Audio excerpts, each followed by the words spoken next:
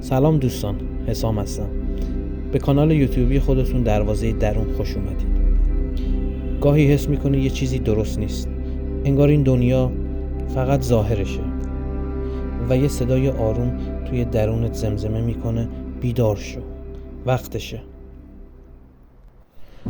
من این کانال رو ساختم برای اونهایی که این صدا رو شنیدن، برای ذهنهایی که دنبال حقیقتن، نه فقط اطلاعاتی که گمراه کننده و تنهایی میاره.